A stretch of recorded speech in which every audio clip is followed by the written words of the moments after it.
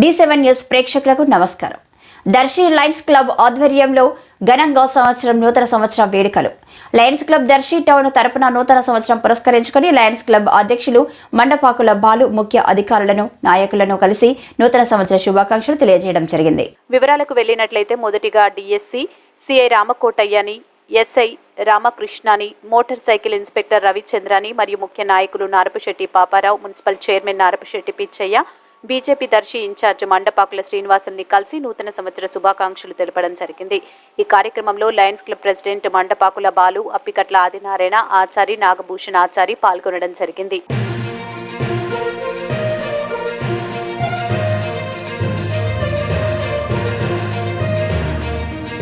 ఇలాంటి మరింత interesting news కోసం చూస్తూనే ఉండండి D7 న్యూస్.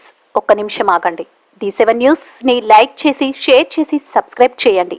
D7 న్యూస్ నిరంతరం ప్రతిక్షణం.